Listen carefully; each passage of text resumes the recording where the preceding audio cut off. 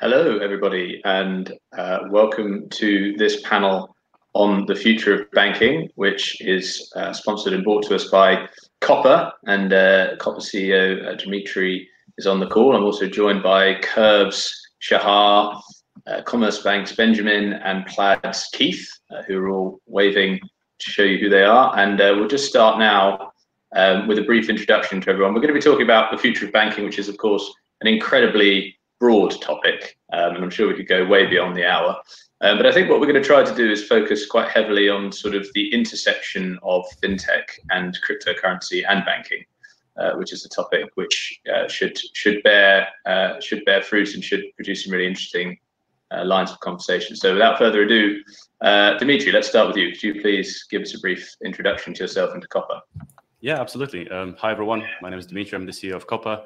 I guess a quick background on us. We provide infrastructure to financial institutions and all sorts of players for digital assets, predominantly servicing trading firms, funds, consumer platforms, and long-only investors. Been around for 3.5 years now, servicing over 300 clients, 100+ people team. And yeah, we provide safeguarding and trading infrastructure. Fantastic. Thanks very much. Keith, do you mind going next? Absolutely. I'm Keith Grose. I lead Europe for Plaid and head up our international business. Plaid is the world's leading open banking platform. So we make it easy to use via an API if you're a fintech developer to view, manage, and move money to any bank account, regardless of where a user is located. So we're similar to Dmitry, a key part of financial infrastructure. Thanks very much. And Shachar? Hi, Shachar Bialick, founder and CEO of Curve. Curve is on a mission to become the leading financial super app. We started a few years back with a position that allows customers to connect all their cards into one. Since then, we evolved the product, and now we allow customers to connect all their money in one place, have one card, and have a lot of various experiences, from ability to swipe any purchase into installments, go back in time, save money on FX, and so on and so forth. And slowly we're adding more and more experiences, as we call it. Fantastic. And last but not least, Benjamin. Hey, I'm Benjamin Duve. I'm head of digital assets and custody. So I have two businesses I'm currently looking into. It's our custody and DMA business, so I safekeep assets for our clients, but also execute and do order routing for them. And on the other hand, I'm leading within our investment bank or strive or way forward towards crypto and digital assets. I think the custody bit is what really got me into the game, because a good custody solution is the core to entering that new space, and we hope to move that and then onwards from there. I'm sure Dmitry will be very happy to hear you say that. And I suppose today we're going to be jumping back and forward between wholesale banking and retail banking, and how both of those very different things are intersecting with crypto and increasingly other types of fintech solutions. So, as I say, it's an incredibly broad topic, and if anyone feels that they'd like to contribute anytime, please throw your hat into the ring. Please do ask us questions on the chat if you're watching. Shachar, I'd like to start with you. So you are a digital banking app. I know you don't like the term neobank, and you have been persuaded in the past 6 months to a year, I believe, to try to enter the cryptocurrency sector, roll out tools for crypto buying and selling, much in the way that your tools currently allow people to manage bank accounts. Could you talk to us a little bit about your motivation for doing that? Kind of what got you over the hump? Indeed, there was a lot of discussion in cross-organization whether we want to bring crypto into the fold. Already in the past, I think 18 months ago, the first discussion initiated. I think what has changed and flipped towards let's bring crypto into Curve as well is that it started to become properly mainstream. And by saying that, it means that a lot of retail investors or just consumers have reached out to their bank and whatever other platform they're able to access various Bitcoins. So it moved from becoming an asset where hodlers just hold that Bitcoin into something that customers are seeing as a day trading or weekly trading and ability to spend that asset. So as a currency for spending. And so that's kind of what flipped us over. It became mainstream. It's became kind of a second nature for most of the early adopters that are still within the target audience way after. And it's no longer an asset, but it's something people looking to spend and save money through that or earn money through that. Okay, interesting. And Dmitry, are you seeing outreach from businesses like Curve, sort of fintech startups, just as much as you are from institutions? I suppose your services are relevant for both sort of brackets of company, are they?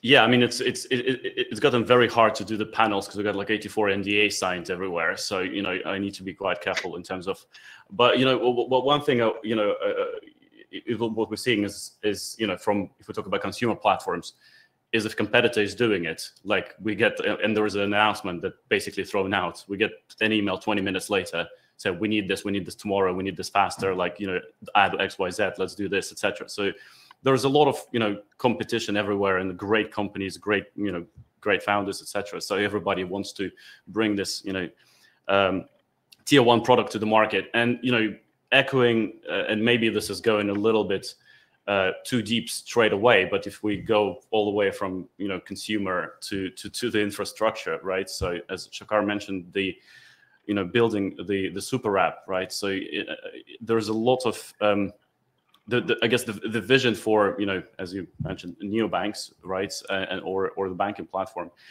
it started to stretch beyond, like, let's just, you know, offer nice solution to buy coffee in Starbucks and receive a great emoji, right? So what we're looking like generally as a trend is that everyone's thinking what my app is going to look like 3, 4, 5 years down the line, and the most common answer will be like, we want this to be to include everything to do with money. So whether it's investing, whether it's stock, whether it's crypto, whether it's you know, XYZ. And that trend is also largely understood by large financial institutions who then go, okay, great. So, you know, we need to provide the service to these guys down the line. And that's where we kick in after that, going like, okay, how does the future looks like down the line? And largely the discussions around, you know, kind of financial institutions and of all types is essentially the trend is going towards assets based on blockchain, whether it would be, you know, cash, or whether that would be, you know, crypto, whether that would be equities and fixed income instruments and whatnot down the line, all sorts of different products. And everyone wants to prepare themselves for that, really. And you start somewhere, you start by, you know, like Bitcoin and whatnot, but I think it's a little bit deceiving to what Twitter does generally. Whereas, you know, it goes up, it goes down, Musk tweets, etc. In reality, there's a much larger infrastructure place of how do we stay relevant and provide services that will be required of us 3, 4, 5 years down the line, because, you know, bear in mind those projects are quite lengthy, and that's, you know, where we fit in and bring this to the mix. Okay, interesting. So you're sort of describing a situation where you have yourself sitting between an institution providing very familiar services, technical experts there, and then perhaps a fintech firm or something that's consumer facing and wants to turn on crypto services. I just want to sort of establish where we all are in crypto as it stands. So come on to Keith and Benjamin now. Benjamin, can you just describe the services that you currently have that are digital assets related in the market? I think you're muted, Benjamin. We called that a rookie mistake earlier. I'm afraid you first to make it on air. Well, my daughter just entered very loudly coming back from the playground, so I had to mute. Usually I don't shut it off. Maybe that was my mistake. I just have to point out what we currently look at, because we haven't entered into the space, is of course start with crypto and develop digital assets from there, because I think that's exactly, I mean, Dmitry described it quite well. The play initially is not crypto, or is initially crypto, but the large play is an infrastructure play. It's putting digital assets and using digital assets, meaning tokenization, however you want to call it, putting stuff in a new form, which is then on a blockchain or in a DLT solutions, and through that revamp the wiring of the financial market. And I think that's the true play we are talking here. But I have a lot of discussions with people. Oh, why don't you go directly into bonds on a blockchain? Well, there is no market yet. And if you want to, in a bank, start something, you need to operationalize. You really need to have something which you really drive forward, and you actually have a consumer in the end, or an institutional investor in my case, buying it and go through the full circle and have everybody. I mean, there are hundreds of people who have to sign off, who have to tick a box, who have to say something. Then it works, but until then, you really have to go through the steps. So operationalizing is really the topic here, and there is no other asset than crypto you can operationalize based on the technology yet. I mean, in Germany, we're very far ahead from a regulatory point of view. As a bank, I now go with some of the guys here, find a safekeeping solution. I hand it into the regulator. 6 months later, I will have a license to be allowed to hold cryptos on behalf of my clients, right? So that's very straightforward, but that's only the initial play, because the long plays, we have a European security, as a German electronic securities law, which would allow me next year, likely, to issue bonds, register them somewhere, but safekeep them on a DLT solution. But those are traditional bonds already, right? Or funds, a little is another possibility. So you already see here, in a very short period of time, there's a lot of my current core business moving or having the ability to go towards DLT solutions. So I always have to say, I can't offer anything yet, but I can assure you there's a lot in the making, and we'll start soon when it comes. Yeah. Okay. Very interesting. And obviously, you're right to point out it's very much a nascent market in tokenization in general, I suppose, but tokenized bonds. But we have seen some very interesting developments recently, such as the European Investment Bank beginning to sort of roll out a tokenized bond program sort of for the first time. I think they issued a €100 million bond on Ethereum quite recently. We've got quite a lot of questions coming in already, but we'll just save those for the time being. Some people in the chat would like to know your email addresses, Dmitry and Shachar. I'm sure you can oblige.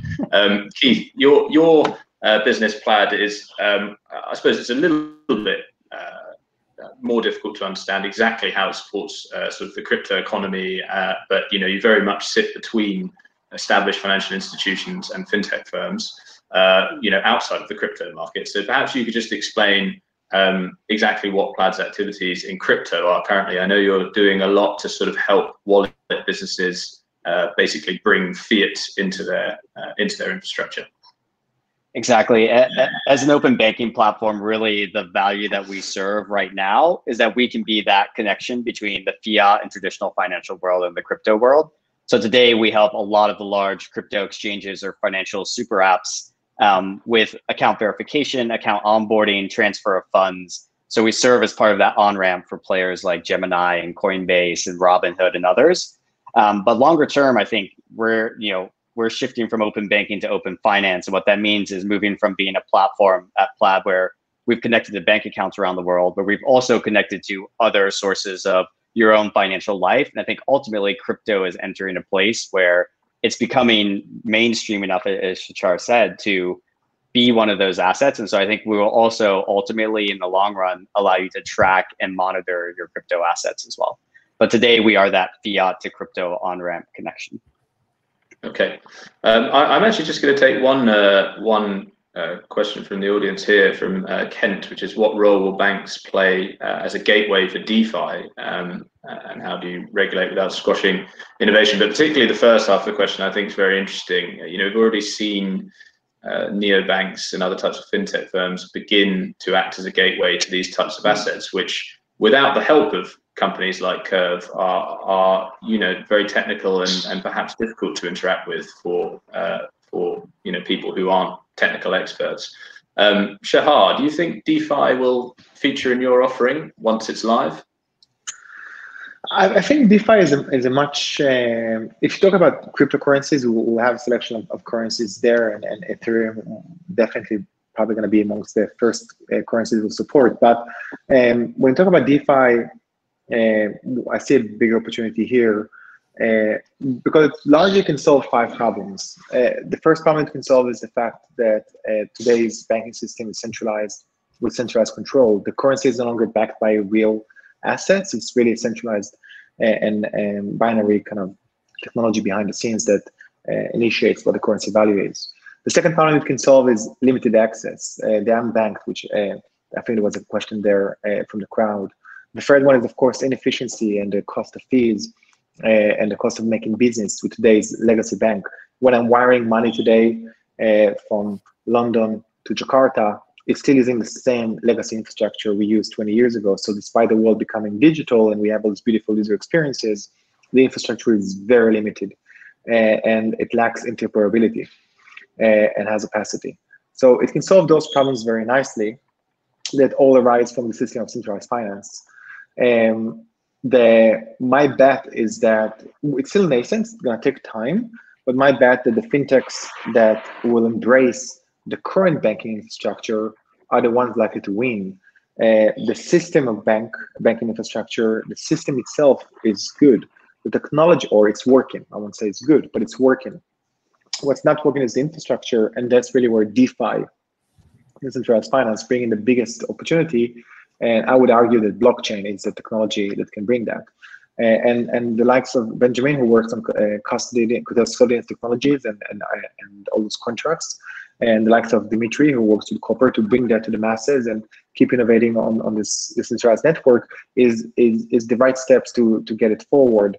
And Curve itself is focused more on the consumer and build experiences for the consumer and leverage those innovation that are happening in the market by integrating with the likes of Plaid or directly to those products, companies that create these unique use cases that slowly will bring us from a centralized, maybe still a potentially centralized system.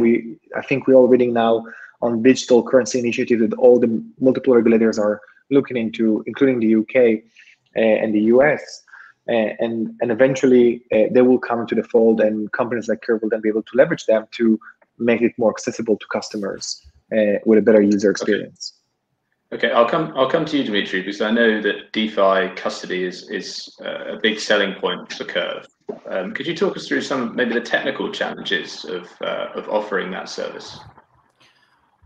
Yeah, generally speaking, I mean, if you use any tool which is out there available to sign a transaction, if the transaction hash has been substituted, if it's $10,000, that's fine. If it's $100 million, that's not fine. Challenges for the trading firms, it largely revolves around the fact that if your transaction doesn't go directly into the block, essentially, it can be monitored through, or on chain. It could be front run, etc. Another challenges / requests that we've been getting from the clients was something around like, I want to set up ridiculous fees in case smart contracts is leaking, and I need to get my money as soon as possible to basically outrun anyone who's trying to withdraw it. So, and it doesn't matter at that point whether they're going to pay $50,000, whatever it costs. So, but coming back to the question a little bit around DeFi, and obviously we're speaking with dozens of financial institutions, and first of all, like, regulators are still trying to get their heads around it. So, and which in turn creates challenges for financial institutions to basically put this offering kind of like straight away into the mix. And I'm sure Benjamin can confirm that part. And but on the other thing, what we're seeing happening, because DeFi projects, they're obviously observing that and they understand the challenges for the regulators. On that front, we're seeing, and I don't remember the correct definition of that term, but more of like permissioned smart contracts, so that you have to pass KYC, AML, and then all participants can essentially then trade with each other in a decentralized fashion. So I think it's the closest common denominator here through which this can be pushed to the masses through the banks and through other financial institutions. The other side of it, which is amazing actually, is that if you're allowing clients as a financial institution to trade peer-to-peer, depending upon how you structure your custody, you can have a situation whereas you can move certain assets off balance sheet, and that's quite important, and it's quite a big one, because your capital reserve ratio is going to be affected by what sort of assets you hold on your balance sheet. And if it's some risky stuff, then certain requirements is going to be imposed by the regulator. And in here, if you're providing this infrastructure through your own infrastructure, to the customers, you create peer-to-peer trading, you create peer-to-peer settlements, and that basically, you no longer can rehypothecate those assets, but at the same time, you definitely benefit from DeFi. So there are lots of particularities here, which can only kind of be understood once you dig really deep into what does it look like at the very bottom of it. Because as Shachar correctly mentioned, when we're talking about consumer apps, they still would rely on whichever underlying infrastructure they're sitting on. So future is bright, but it requires a lot of work over the next few years to get it out. But the technology, the underlying technology, can provide that bright future for all of us. You both touched on regulation there, and there are two trends going on, which is almost sort of contradictory in consumer fintech, which is that increasingly you have neobanks, neobrokers rolling out crypto tools. You also have companies that have begun as essentially e-money firms, which is the sort of European and UK regulatory definition of the company. I'm not sure what it would be in the US, but you also have e-money firms pursuing banking licenses or banking charters. And it's sort of, I suppose you do sort of wonder whether aggressively expanding crypto capabilities as a retail-facing app might hinder a startup's chances to get licensed by the Bank of England or somebody similar. Keith, maybe you could offer us a perspective on that. I mean, I know this is something that the FCA and other regulators here in the UK and Europe are looking at very closely, which is how do we regulate the crypto space? And I think ultimately, if you want this to become mainstream, which I think generally probably the people on this panel do, it needs to be regulated in some form, and there needs to be clarity around the types of licenses you need and the connection between the legacy regulated infrastructure and consumers' best interests, even in the DeFi world. And so I think you will see more and more of that start to come. But I think the other thing that needs to happen that's interesting around the DeFi space is you have to have a better user experience. I think intellectually it's at the very cutting edge, right? And the idea of I own my keys, I own my money, it is, I think, pretty revolutionary. But making that something that users can actually use, that my mother or my father would want to be able to talk to someone if they lost their phone or something and get back up. You have to be able to provide that user experience. And that requires a connection between the DeFi world and the traditional world. And that requires regulation to be safe and compliant. And so I do think that firms that are in the crypto space are going to have to get regulated in some capacity over the coming years if they're going to be successful at scale. Okay. And moving quite far away from that topic, but still on the subject of regulation, Benjamin, when institutional investors who are sort of dipping their toes into the crypto space for the very first time do so, and obviously we've seen that happen with far greater frequency in the past 12 months. What are the regulatory requirements that they demand out of a crypto custodian? That you're obviously not the only institution that's now offering these services. State Street is doing the same, various other big US banks. What do they require out of you? Well, there's a big difference, right? What you offer, because most of the companies now, or banks now, offering crypto to you, offer that out of an insolvency remote subsidiary. So you actually don't interact with the banks you're now talking to, but you're interacting with a small company. You give hundreds of millions or billions of assets to, but there's a recourse to no one. So I think that's something very important to keep in mind and very important to phrase. So currently, I think there are very Can I just check, Benjamin, what you mean? Bank you can hold your crypto with. Yeah. Sorry, I think we just had a bit of a lag. From a regulatory point of view, okay. Sorry, I think we've got a slight lag. I just meant, when you talk about a sort of separate entity, are we talking about, the likes of Komeinu, which, for example, is connected with Nomura and has various other startups involved in the joint venture? Is that the sort of thing you mean? Tell me, I'm not the expert, right, for US regulation, but as far as I understand, and everybody I've talked to, name one bank who holds your Bitcoin and your counterparty is a bank. And I think there is none. So there is no regulatory framework yet for an institutional investor to really interact with the bank you do all your other trading with and hold your crypto. So I think it's a little bit difficult or tricky. All the wordings are done and people discuss it, but that doesn't exist yet. So Germany, for example, is one of the countries where a bank would be able to have the license and then be your counterparty and hold cryptos, your cryptos, on your behalf. So your counterparty is the bank. Something goes wrong, you should get it back from the bank, depending on the contractual agreement you have with the bank. So as I already point out to you, currently as an institutional investor, and also again, who's an institutional investor for you, it's also a big discussion when we talk to other players in the crypto space. For me, that's a pension fund, a insurance company, and so on. In the crypto world, an institutional investor many times is a family office, high net worth individuals. That already counts as institutional. So also there you have to separate. But currently you can't. So currently you cannot go to your bank and hold your cryptos.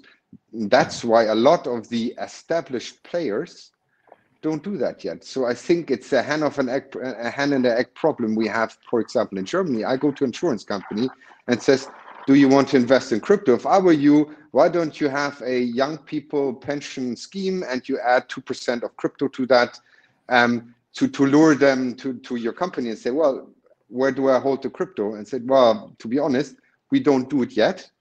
And there's no other bank to do it yet. And then I said, well, I have certain limits and risk and fiduciary duty. How can I go to one of the small companies who currently have a license they can carry on until they're licensed by the regulator? I cannot give them 100 million if the company is not even worth a few million, right? I mean, that doesn't work for me. So then they say, then I cannot go ahead to my investment committee, who usually is the one who has to decide and give you the strategy on where you can invest your funds money into, and you have to tell it to your investors, of course, or your insurance or your pension scheme members. So you cannot go to them and suggest, I want to do crypto, because you cannot even tell them the first question, where can you safely store the crypto? So I think those are the real questions we are talking about. It's counterparty risk. What do you do with regard to just keeping? That's why the custody angle is, I think, very important. What do you do with regard to safekeeping your assets? And I think Dmitry puts it very nicely, maybe a little differently or nicer put than I said. But my problem is, it's very difficult. I cannot control the underlying infrastructure. So I have a permissioned infrastructure currently. I have a central securities depository, right, which is one company. And if an asset moves from one place to another, it's rebooked in their system. Something goes wrong, I can go to them and discuss and do so. And as we just pointed out before, intellectually, that's not what you want in the crypto space currently. You want a key. It's remote from any central party. Nobody can do anything about it. So you don't have, as a bank, the control over the infrastructure. So now you have the problem. You have to do something for your clients where you don't control the underlying infrastructure, for example, if something goes wrong. And that is the challenge. And I think that's where the regulators currently having a very hard time in finding out how we do it. So if we look at European regulation, for example, MiCA regulation, they suddenly want to introduce topics around, you hold one crypto of your client, you have to give it back no matter what.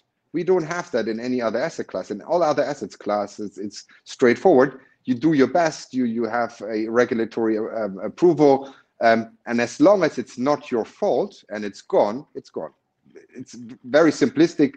My legal guy will now have a little sweat running down his forehead. But from a concept, that's the case. But even then, if something goes wrong, we have let's say it's a bond. The bond is held in Germany, Clearstream, and they have a rule: if we're hacked and everything melts down, we will restart the system the last second everything was running properly. But you can't do that with Bitcoin or Ether or anything like that. Well, with Ether, apparently you can, because we had a reset there, or fork, or however you want to call that.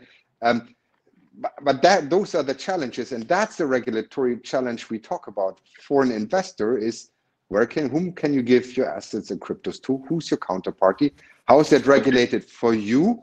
And how is the bank regulated? And I think that's really a topic we're still sorting out today. And I just want to. Can I just add on that? Like, I think one thing which is completely was like missed by the regulators from the beginning. They assumed that the custody means here is a private key, here is a hardware security module, here is a mountain, and that's it. There's nothing else going on. For the first time ever, because I mean they do not know that, because for the first time ever you can actually have your assets not fully controlled by the custodian or a bank, essentially.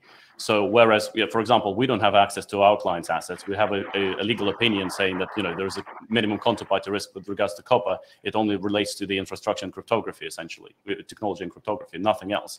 Like, we cannot rehypothecate them, we cannot go and lend it, we cannot go and package it into MBS, ABS, and whatnot, etc. Like, and slap some rating on it and sell it to a bunch of people. Like that's no longer a possibility. For the regulators, it makes their jobs actually much easier if they would have understood how actually the custody of that asset could function. Because using multi-party computations, you're able to, for any blockchain essentially, you're able to create a situation whereas you provide the infrastructure, there is a redundancy, there is a disaster recovery, there is everything that you need to have, but at the same time there is no $10 billion sitting somewhere and with a single kind of like, it's not an omnibus structure, and the entire financial services world based on the omnibus structure. There is another element actually on the regulator front, which is more of a kind of an anecdotal side of things and discoveries which we've had is a bit of a I wouldn't call it like a Cold War type of situation going on, but essentially no one wants to mess up losing that business. And Switzerland, since the introduction of the common reporting standard, understood, well, our competitive advantage is gone, so they were quite fast to move with the whole Tuk and everything, and Crypto Valley situation. And then BaFin moved again with saying we're going to regulate that. I mean, Britain left the EU and not entirely happy generally with the situation, whereas they're about to lose a certain new market or a certain innovation market to Germany, because in here the mindset, like, we do financial services and and there they do other things, etc. But financial services we do here, so it's actually like that's the opinion of like kind of like on a general governmental level, speaking with a few officials there. That Britain is a bit over conservative on crypto, you're saying? Yeah, I mean, the government, it's 15% of GDP, right? And what Benjamin and I talking about is essentially 5 years down the line that can go to basically elsewhere, that can move elsewhere. We already saw all Euro trading essentially moved out of Britain post Brexit. So that was but it was always known, right? But now there is a risk that the financial services of in 2025 or the infrastructure is going to look very different, and unless you position yourself well for it, you might lose it on a governmental level, on a regulatory level, on a geopolitical really level. And that's a massive conversation. And I think the regulators should think very carefully of how they regulate this business, of course, but in the meantime understand what sort of potential does that bring, because if that could be one of the largest mistakes. I'm going to interrupt there because I wanted to ask you about MPC, Dmitry, and I will do later on. We'll come back to that, but I feel we've been stuck on custody a little too long now, and I want to ask about this idea of crypto businesses and fintech businesses going back and forth and eating each other's lunch, which is where we began the conversation. And I wonder, Shachar, if you could comment on this, the idea that, there is on the one hand neo-brokers and neobanks kind of turning on crypto trading tools and things like that. On the other hand, you have companies like Bitpanda, the Austrian unicorn, which has sort of made a name for itself as a kind of crypto investment platform, which is now increasingly trying to roll out stock trading, precious metal trading things. You have various crypto wallets around the world starting to offer cards and wallets and things. What do you think is the better base to come from? Because I can tell you that one is certainly the more profitable base, but I wonder sort of what you think the advantage is coming from more of a non-crypto fintech base. It's a very good question. I always like to answer complicated questions by going backwards first. So let's go backwards for a second. When the unbundling of the bank started in Europe, the existing model and that basically drove most of the innovation in the market was that of the deposit bank, and that's where you saw the majority of the neobanks coming to the market. There was an existing hook: give me your checking account, and by offering them better experience, lower fees, and so on and so forth. And slowly they were going towards creating this host of services that banks usually offer. Some of them noted the vision of a marketplace super app, but weren't able to fulfill that. We can explain why in a second. Now, at the same time, you start to see other companies like Bitpanda here in Europe, Robinhood in the US, Chime, everyone coming from a different hook to get the customer attention. And what conspired was that being a bank is preventing you from actually achieving the marketplace. And the reason is because the bank, you take a deposit, and you, as a bank, you must leverage those deposits because banks has a very specific role in the industry, in the economy, which is multiply money. And to be honest, they're doing a great job at it. All the other services which you mythologically expect from the bank, good experience, lower fees, is under their DNA and under their culture, is a myth to expect it from the bank. So we're seeing most of the neobanks, I can now think safely say, most of the neobanks failed in achieving that claimed vision of super app marketplace. The one who's a challenger bank and not really a bank, but have over talked to themselves as a bank, and the most successful, I think, is Revolut. And I think the fact they haven't got a banking license was a very lucky mistake, because it allowed them to continue to innovate pretty quickly without being a bank and all the regulation required of the bank. And I think also Nikolai was very smart in 2017 to bring crypto and diverse their offering to their customers. And you saw it during 2020, where a lot of customers stopped using the FX proposition because they stopped traveling, but then because the available money they had in their account increased, they moved to use Revolut as an investment, like Robinhood. So invest in crypto, invest in fraction shares, and so on and so forth. So the question you're asking is, what is the best hook to come to get to the customer? And the answer is, that's not the right question. Because each and every hook will drive you the biggest, can each one potentially drive you the biggest scale, and scale matters here. But what matters more than scale is the infrastructure, the ability to basically own the customer, to be closest to the customer. And that's what I think would be the challenge of each and every one. So Bitpanda, let's say I'm using Bitpanda today to do investments.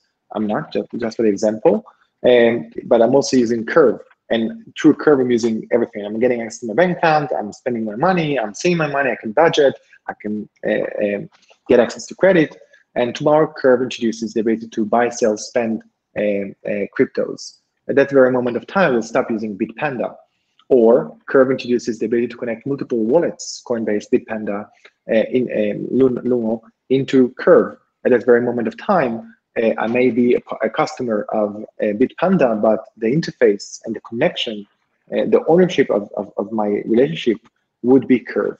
And that's because the unique infrastructure we build is over the top. And so the question is not what is the race towards rebundling is a very specific race. And the question we had 5 years ago, and the same question we have today, because we haven't proven anything, it's just big talk by all the founders, we have a long way to go, all of us, is that in order to win that race, you have to have a very specific car. And that car is not about the infrastructure, it's not about the market, it's about the customer. And the car that will win the race is the one that owns the customer, that is close to the customer. So that's the winner who would be, the one that is close to the customer. I always love that example you're saying, because you say it's having the clients and have the client experience. And then I heard the word super app. I love it. It's one place you go for with your money, with your investment, with everything. It's called a bank, right? No, it's not. You just rebundle it differently. So you describe it's not called a bank. A great app. It's a Benjamin, great it's not app. called a bank. The bank was a great app. I think that's a very big mistake of understanding the role of the bank, and also understanding the culture and DNA in the bank. Let me give you an example.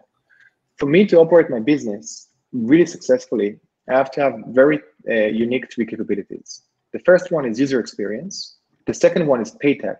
And the third one is data. Our entire culture and DNA is built across those 3 capabilities, and we're really good at them. And the entire organization, culturally, mission-wise, is focused on certain principles that leads us to deliver that vision. For example, the first one of those is obsessive about the customer. Now, the problem that banks have, in my view, is that they don't realize that in order for them to deliver that super app, is that they first need to increase competition of themselves. So, for example, you would need to go to your CFO and tell him, listen, I know we're doing great FX and we're making a lot of money from FX, but we should introduce TransferWise and Revolut and all the FX providers to compete with our proprietary FX position, because what we care about is to give the best proposition to our customers. That's a very good conversation you should try and do with the CFO and see what happens. And we know the answer because someone tried to do it with Barclays 10 years ago before TransferWise initiated. So that's the first problem. A super app is a marketplace. You own the customer and your job is to serve the customer. If you can do it yourself better, that's great. But most likely, unless you're a megalomaniac, you understand that there's no way you can do it better. There's other companies, always better. There are other products in the market that may be better for the customer. The second misunderstanding that banks has, and again, it's around culture and DNA, is that they think that by just focusing on user experience, everything is okay. But it's not. It's about the people you have in the organization, the way you operate as an organization, and the way you make decision-making in the organization. For Commerzbank to be a super app, you have to remove your entire leadership team and most of your employees and rebuild everything from scratch with completely new leadership principles and culture and DNA. Otherwise, you will fail.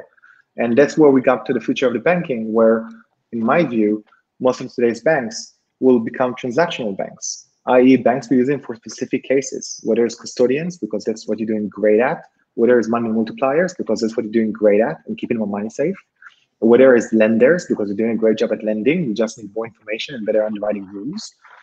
But unlikely that a bank would win the super app position for those reasons. Shachar, I'm going to interrupt there, but it's really interesting, and thanks, Benjamin, for putting forward a challenge. Certainly makes my job I love challenges. I agree. But you know, so Shachar, I think you're essentially saying. Question, I fully agree. The one question I still have, but then again, the bank just has to have a little more of a competitive view on certain things and change culturally a bit. And then again, everything you explained, the bank can do very well. And as a bank, for example, we do that. We try to search out the best opportunities and then sell it to our clients. The same any other company goes. I'm going to move this on because I fear that the two of you could have a real back and forth, and we'll get stuck here. But it is very interesting. Thank you very much. And Shachar, essentially, my takeaways there are you want to sit above crypto in the way that you are currently trying to sit above cards, and you will never apply for a banking license.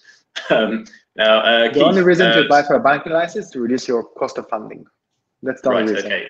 Keith, I want to come to you because we haven't talked to you too much, and also, you know, I understand the account-to-account payments thing, and I think most people do, but I want to sort of, you know, I guess Plaid began more as a company that was providing a route to bank data for innovative startups that wanted to do really interesting things with it and build really interesting solutions.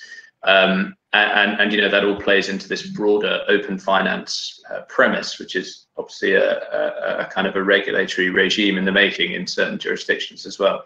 I wanted to ask sort of what demands for data are you kind of seeing from the crypto economy, and to your knowledge, sort of what solutions are they building with it? You know, is it as relevant for them to plug into transactional data as it is for perhaps a fintech lending business?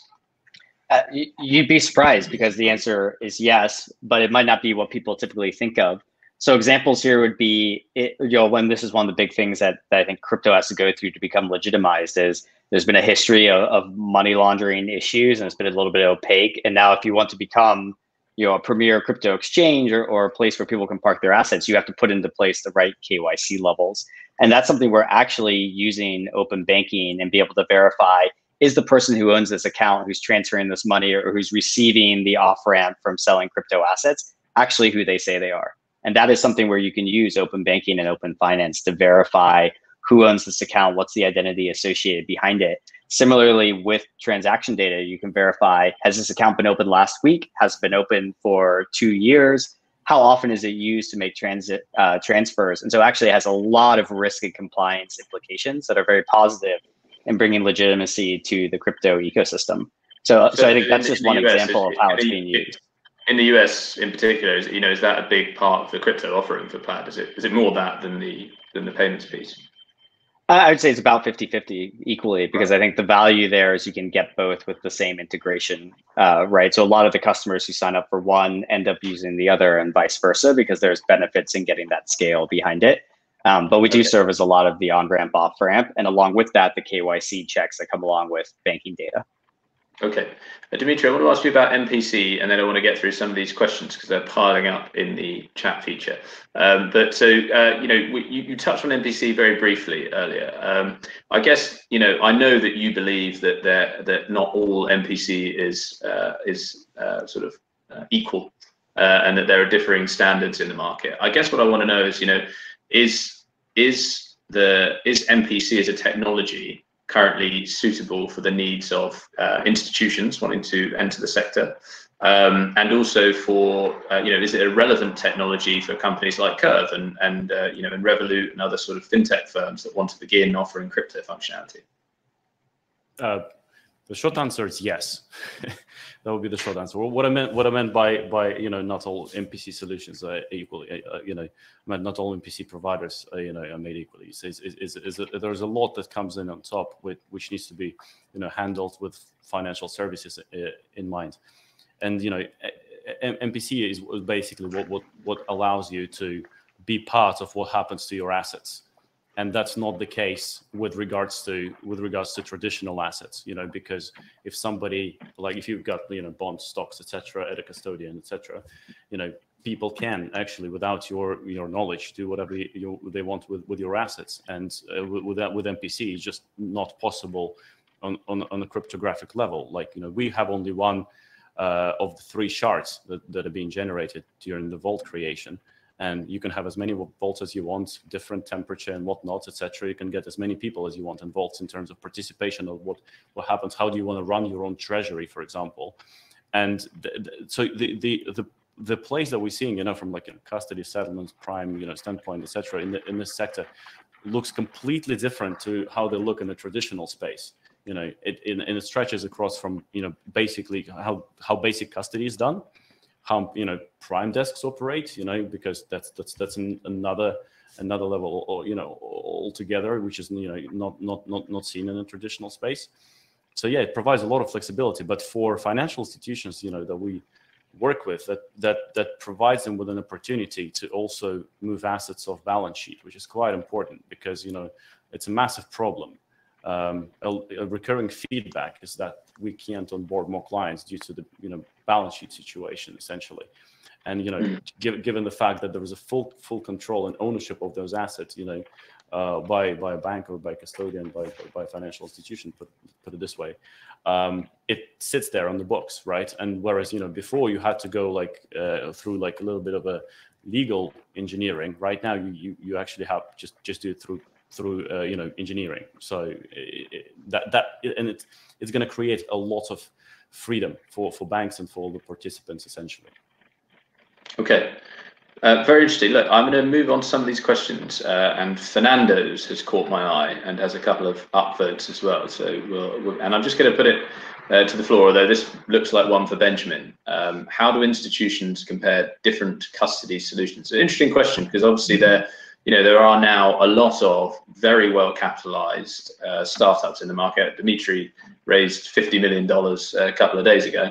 There's Anchorage, BitGo mentioned here, Curve, the MPC provider acquired by PayPal recently. What do you think, Benjamin? How do you compare these different custodians? So there are 2 aspects of it for us. It's a risk profile, right? I think you have to, the first thing we look at in a solution is which one we think has the best implementation with the lowest risk possible. I think that's really, and it's an engineering topic, as Dmitry pointed out. So for me, it's a new thing, because suddenly I have to have consultants who just consult me on the risk of the underlying technology before I even can go further in my discussions. And then, of course, it's I think what's very important for us is this best of breed concept. I think we have different providers with different strengths and weaknesses. And what we look at is building a infrastructure where we can pick and choose best of breed for individual topics. And if you look at the custody solution, there might be a different solution which is really good for your Bitcoin Ether stuff.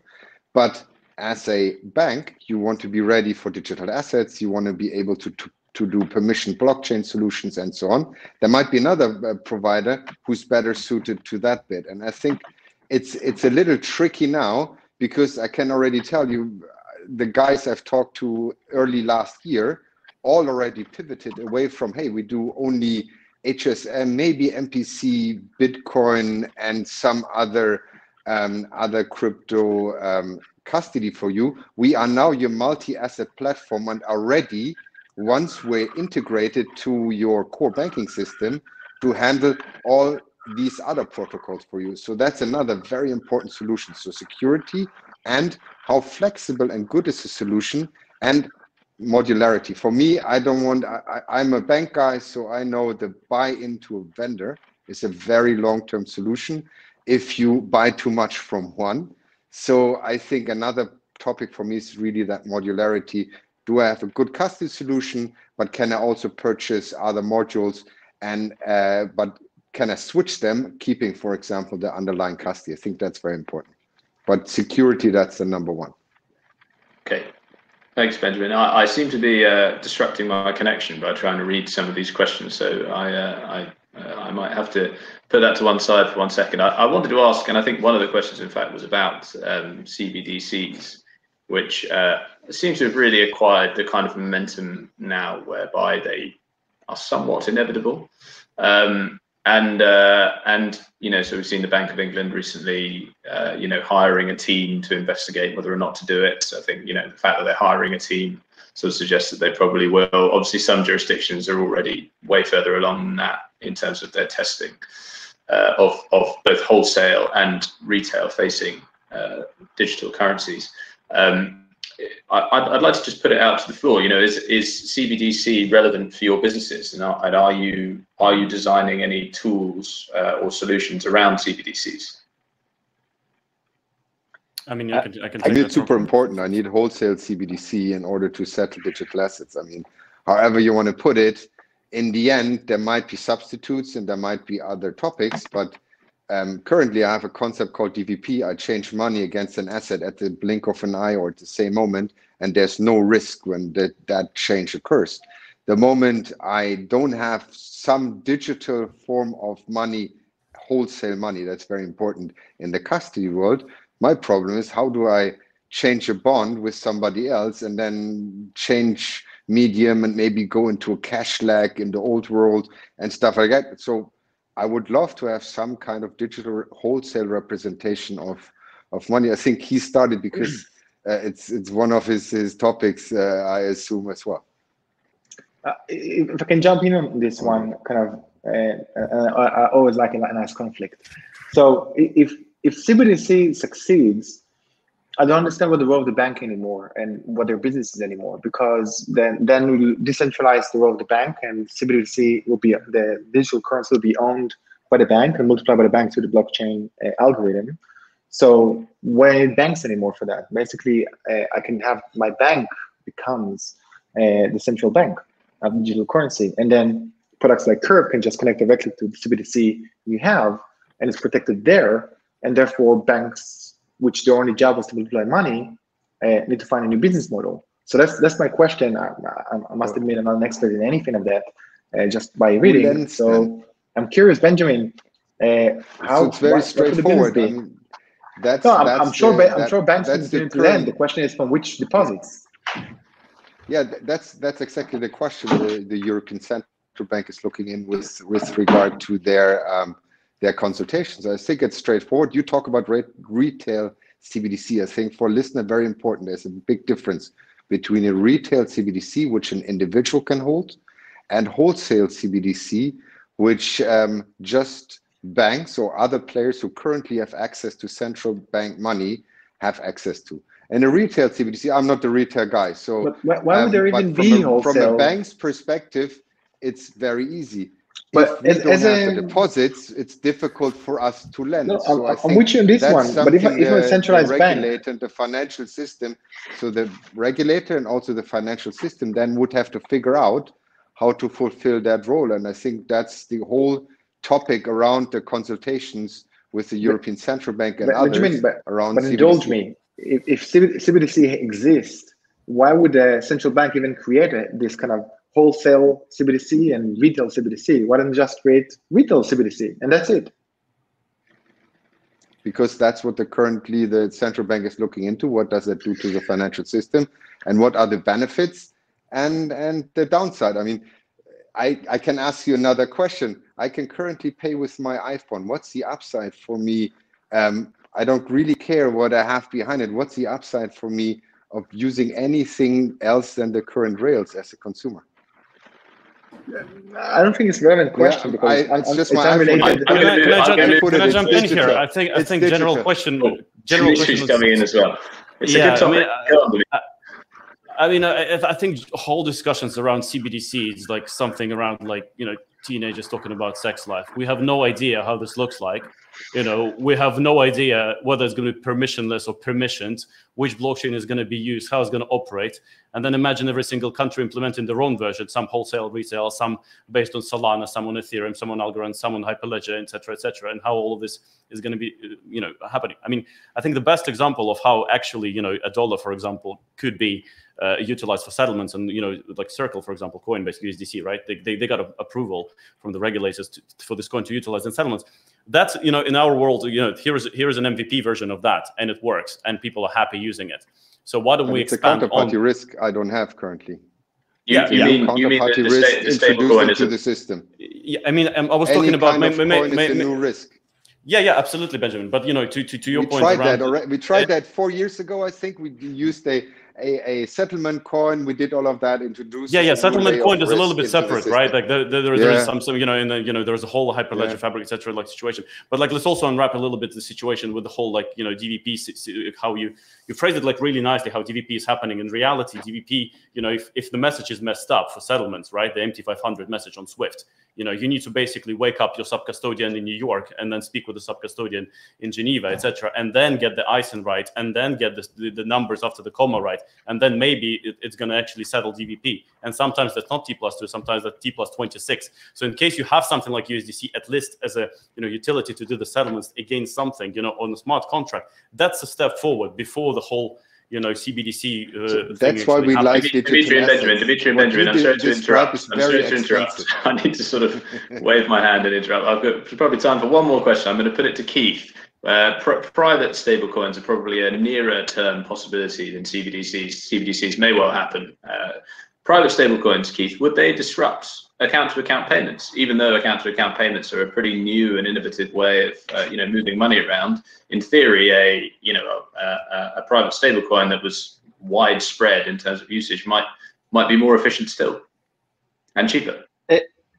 Yeah, I mean, I think in short, if anything became at the scale where it's adopted at mass by retail users, then yes, I think it definitely would, right? But what are you moving account to account then if you're not moving, if you're not moving cash or money or whatever that becomes? But I think this is, I agree with Dimitri's take of it's way too early to make a call on what this looks like longer term. There's going to be a lot of things to be figured out. Someone had a great question in the chat about how is all this taxed? How do you pass taxes into on-chain assets? I think all of these questions have to be sorted out.